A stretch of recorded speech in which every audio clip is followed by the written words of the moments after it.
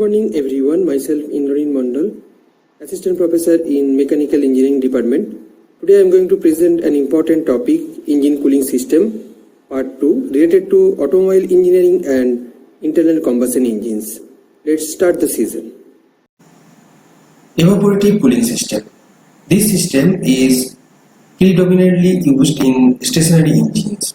In this, the engine will be cooled because of the evaporation of the water in the cylinder jackets into steam.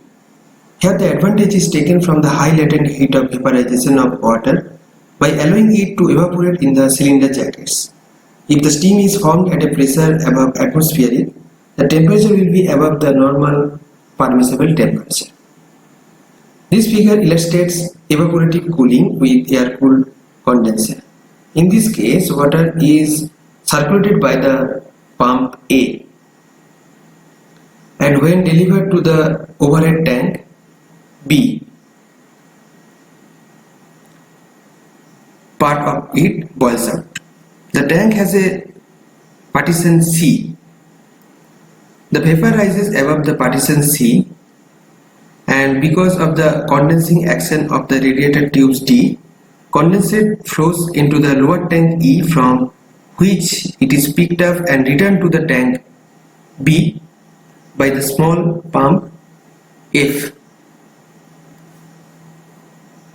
The vertical pipe G is in communication with the outside atmosphere to prevent the collapsing of the tanks B and E when the pressure inside them due to condensation falls below atmospheric. This figure illustrates evaporative cooling with the water-cooled condenser. In this case, condensation of the vapor formed in the overhead tank B occurs in the heat exchanger C,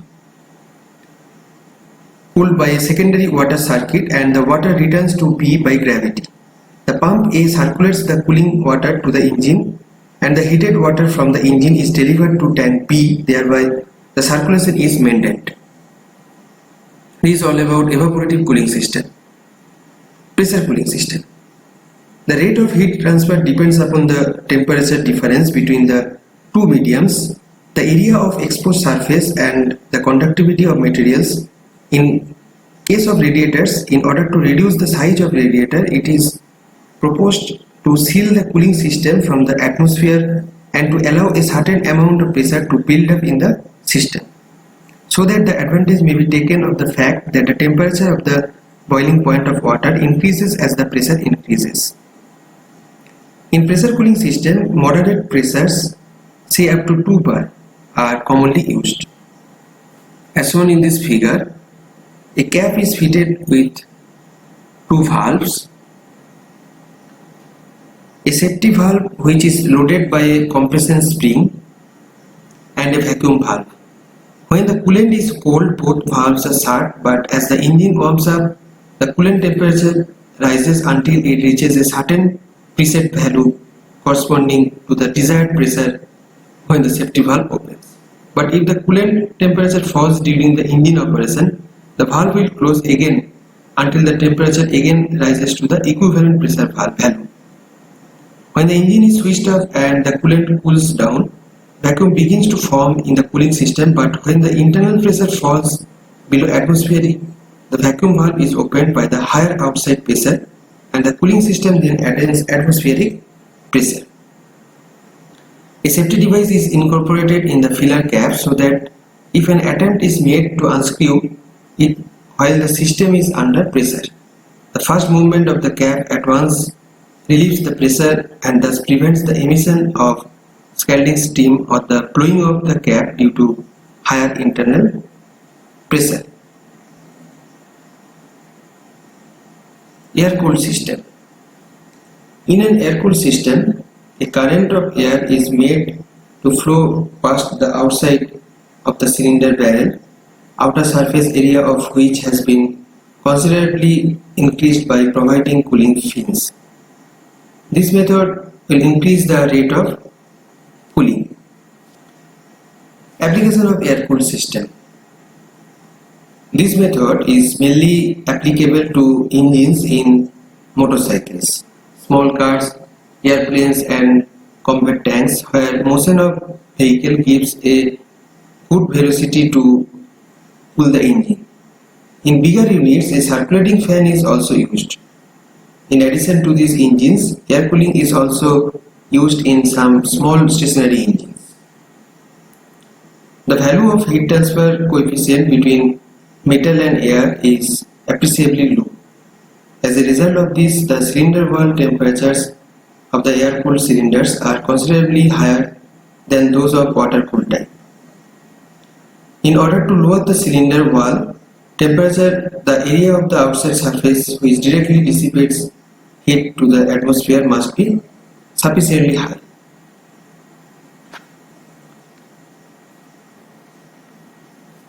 Cooling fins. Cooling fins are either cast integral with the cylinder and cylinder head or can be fixed with the cylinder block separately. Various shapes of cooling fins are available. The heat dissipating capacity of fins depends upon their cross section and length. At the same time as heat is gradually dissipated from the fin surface, the temperature of the fin decreases from its root to its tip. Hence, the fin surface nearer to the tip of dissipates heat at a lower rate and is less efficient. On the other hand, as the quantity of heat flowing towards the tip gradually decreases, the thickness of the fin can be decreased. The material of the fin is used most efficiently if the drop in temperature from the root to the tip is constant per unit length. The rectangular section has least temperature drop, whereas the maximum temperature drop is for the fin marked as A. Fins are usually given a taper of 3 to 5 degrees in order to give sufficient draft to the pattern.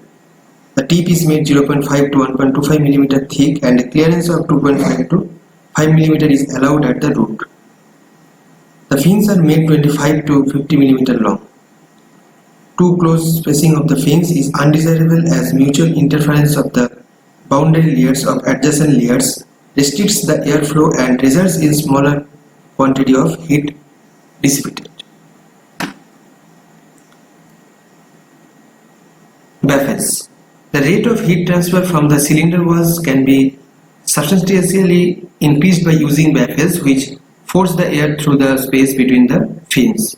This figure shows various types of baffles commonly used on engines. The arrangement at this portion has got the highest pressure drop. It is always desired to have negligible kinetic energy loss between the entrance and the exit. Usually the normal type of baffle this is used on petrol engines.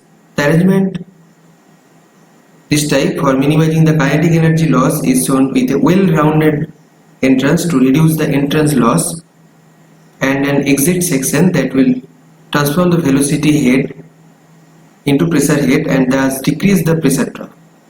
This arrangement is adopted for diesel engines. Let's discuss advantages and disadvantages of air-cooled systems. Advantages of liquid cooling system.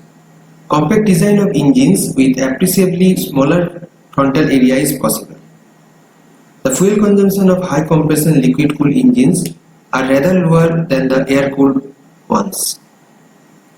Because of the even cooling of cylinder barrel and head due to jacketing makes it possible to reduce the cylinder head and valve seat temperatures. In case of water-cooled engines, installation is not necessarily at the front of the mobile vehicles, aircraft, etc., as the cooling system can be conveniently located wherever required. This is not possible in case of air-cooled engines. The size of the engine does not involve serious problems as far as the design of cooling systems is concerned. In case of air-cooled engines, particularly in high horsepower range, difficulty is encountered in the circulation of requisite quantity of air for cooling purposes.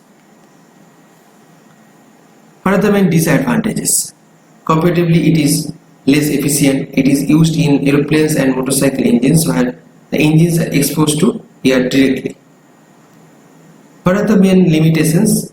This is a dependent system in which water circulation in the jackets is to be ensured by additional means.